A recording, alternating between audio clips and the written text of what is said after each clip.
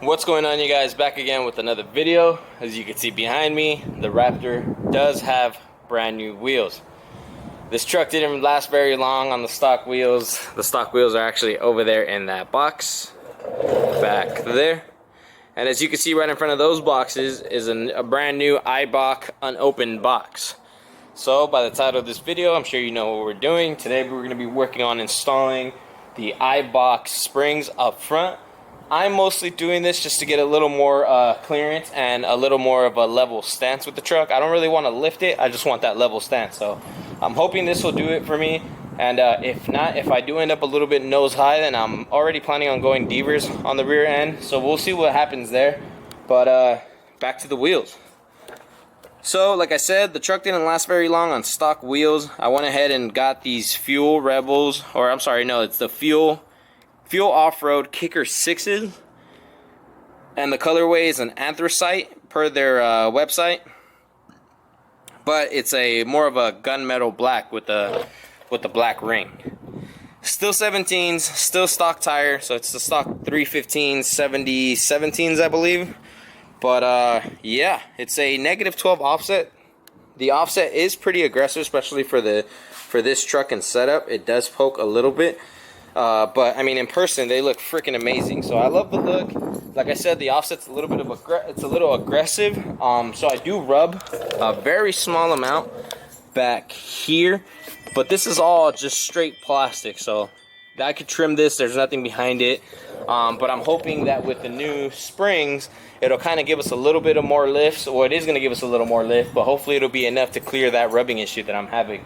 Like I said, offset's aggressive, so chances are if I ever hit it hard enough, I will bottom out and mess up these fenders. But my brother gave me a perfect excuse and said, hey, well, when and if you mess up those fenders, that'll give you a reason to go with wider aftermarket fenders, +2s or +1s or whatever it is that I would need. But anyways, it's getting a little dark on us already. We're starting this kind of late. Our plan is to remove the OEM shocks out of the truck, and then tomorrow morning take them to a shop that can compress the stock springs, throw those on for us, and then we'll bring them back and reinstall them. So I'm gonna go ahead and show you guys how I'm gonna go ahead and take these off, me and my brother. There's plenty of videos out there, especially a video that I'm definitely gonna follow is Helio Muro's, and his channel is Keep It Dirty Off-Road, which is an awesome channel. I love everything that guy does to his Raptors. So let's go ahead and dive right into it.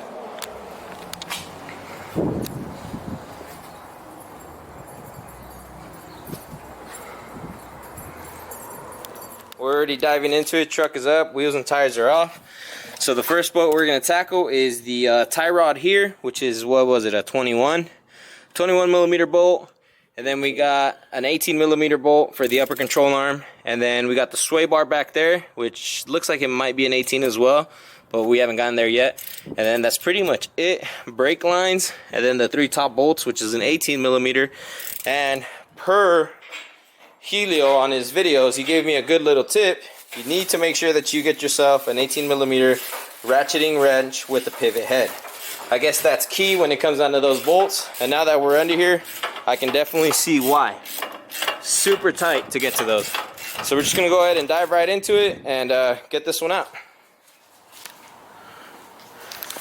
Alright, you guys, so that big ass shock is out. To be honest, that was really fucking easy. I don't want to jinx the other side, but I know there was a couple tricks that Helio Muro did on his video as far as using a strap and how to put tension on it to be able to get the nuts loose. But that impact, the Milwaukee impact, pretty much made it all happen really quick. I mean, it did work. The only bolt that the impact couldn't really handle is the shock bottom bolt with this one here, which on one side it's a 27. I believe this is the 30 side, and 27 on the opposite side, on the nut side.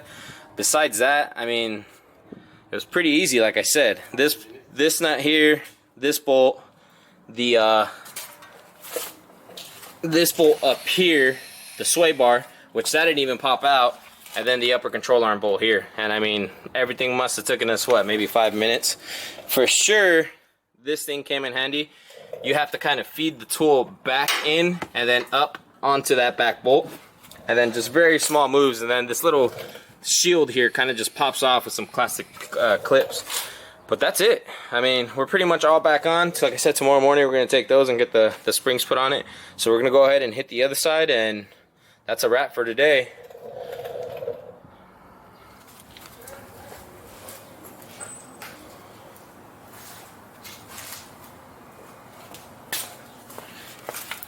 Alright, so like I said, on the other side, the only bolt that the impact really couldn't handle is this big bottom shock bolt. I mean, this thing is torqued down to 450 pounds from stock, or from factory, so you definitely, like I said, you're going to need the 27, the 30 on the other side, and a big old breaker bar.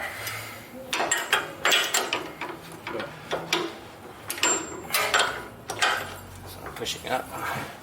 Alright. Ready? Hold on. Yeah. Ah, son of a bitch.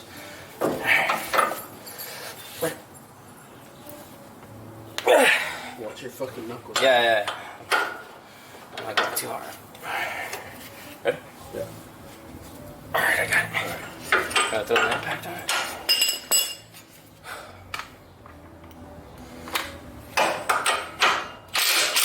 Alright.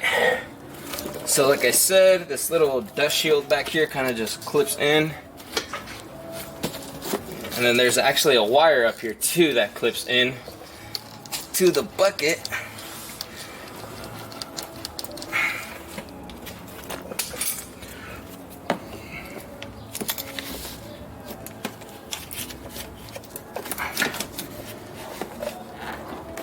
Got it.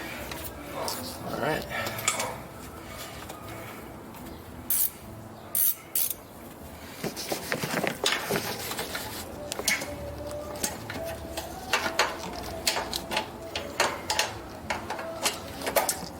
Alright, it's on.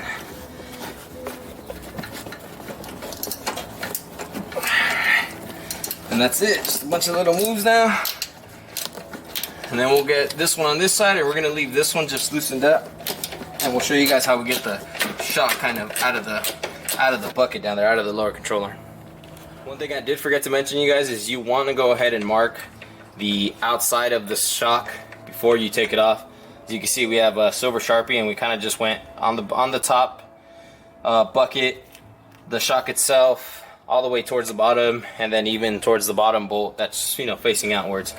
And it doesn't matter for the 17s, for these Fox shocks, which side. It's not side specific. I believe the 19s and 20s with the live valve, it's side specific. For these, it doesn't matter, but we went ahead and wrote driver and passenger on them anyways, just to be safe. So we got that back one off. Now we're gonna work on this one facing the front. And as you can see, my tool is kind of angled down, so just gotta kind of do it however you can. Shit. And that's what you don't want to do.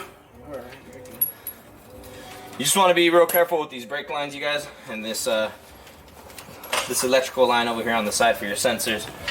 But that's pretty much it. Now we're ready to pull the whole thing out. We're gonna strap this up. No, I just hold it.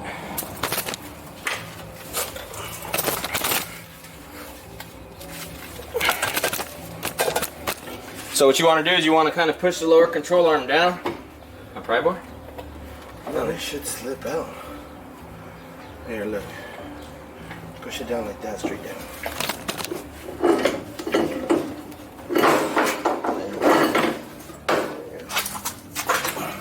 Alright, so I hope we weren't blocking the camera too much. But as you can see, what I did is I aligned the, what is this, the spindle? Yeah. I lined the spindle kind of straight with where the upper control arm would go into the hole. And then I had to get literally inside of the fender well and push it straight down. And have my brother be able to pull out the bottom of the shock. So now, we'll just go ahead, put the jack underneath the lower control arm. Kind of line up the upper control arm. Put the bolt on it, that way we just don't have to ratchet strap it. Just hold it down with the bolt. Pretty much it. Let's go ahead and open up those Eibachs just to kind of get a look at the springs next to the OEM springs. And then tomorrow we'll have to take these into a shop and try to have a shop compress them. Compress the springs for us and then put them on the OEM Fox shocks. Now I've seen people do it with 2 or 3 different freaking AutoZone clamps, and we're just not gonna try that. We'll just take it to a shop, let them use a professional grade spring compressor, and it'll be way easier for them to throw it on than it would be for us to do it at home, and not as dangerous either.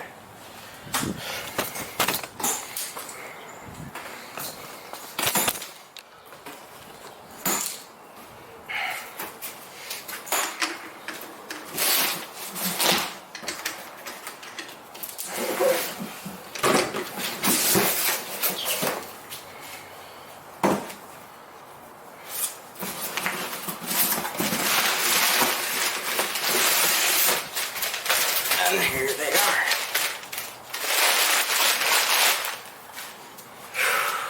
What a difference.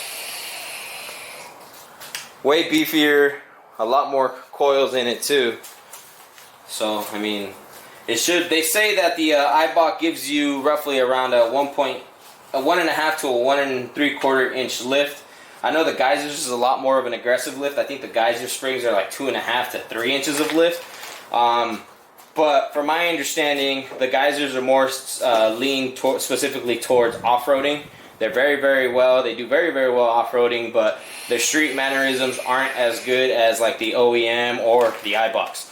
The Eibachs are not the best at off-roading, but they're good, and then they're also good at street performance. So this is kind of like the middle ground of the two, best of both worlds, which for me, that's obviously what the truck is for me. The truck is my daily driver. I do want to have some fun on it here and there, but for the most part, it's going to be a pavement princess. So that's why we decided to go with these.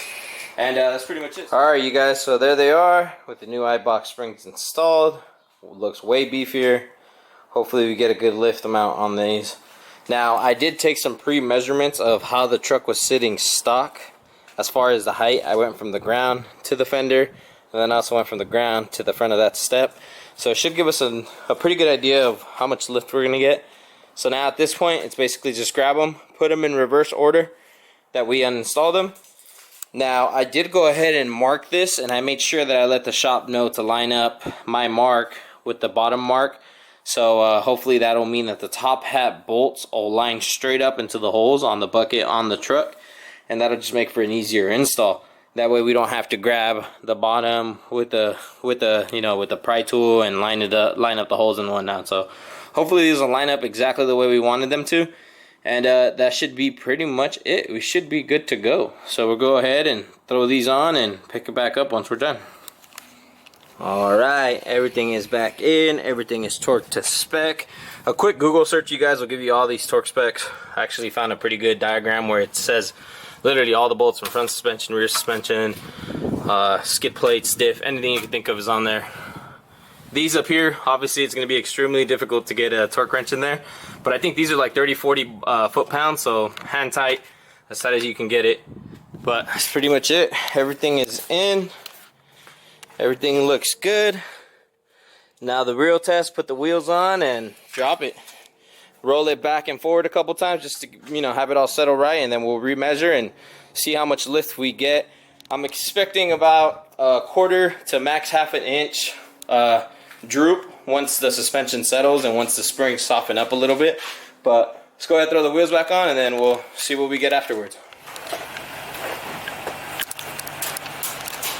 Alright, so there it is. It's down on the ground. We went ahead and rolled it forward and back a couple times. Now obviously we want to get it out on the street, that way I can show you guys a full walk around and we can really see if it leveled it out or not. As of right now, I will say it kind of looks like the front is maybe slightly taller than the rear, but then again, it's going to settle. So from my measurements, in total I got 2 1/4 inches lift on both sides, and like I said, I expect it to maybe settle either 1/4 inch to 1/2 inch. So I would say roughly anywhere from 1 3/4 inches to 2 inches of lift is what we're going to hopefully end up with.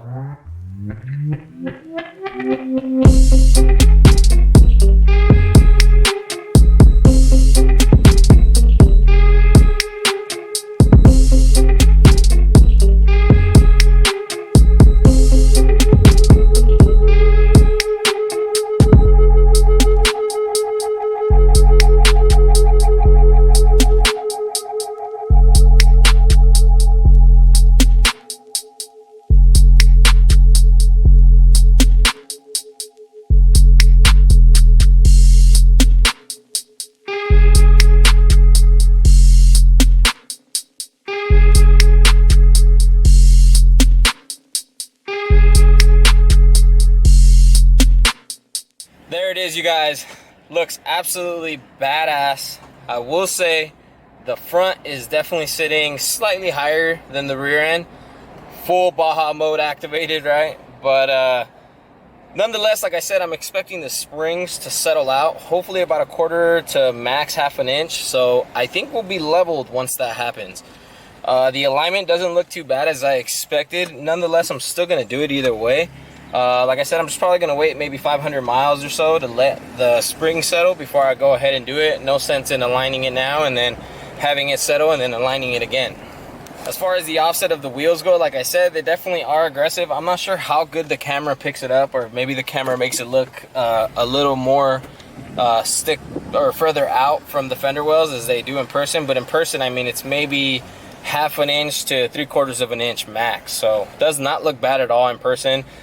This is, like I said, you guys, you know, this is my daily truck. I want to have fun with it, obviously, here and there on the weekends, but for the most part, I want to make it look and ride exactly how I want it to, so that's kind of what I'm going for. But badass.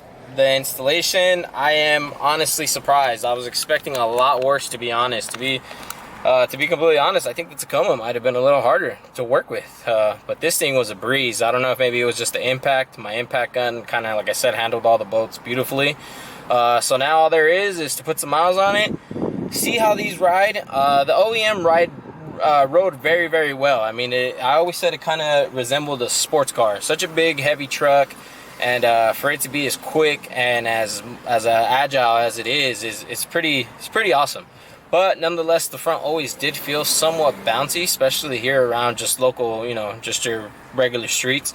So the Eibach should definitely help out with that a little bit. But yeah, I guess I'll let you guys know on the next video as far as how the ride is. So far, so good. I'm not feeling any different. And we'll keep you guys updated on these springs. That's pretty much it, you guys. If you guys have any questions, leave them down below. Like, comment, share, and subscribe. Peace.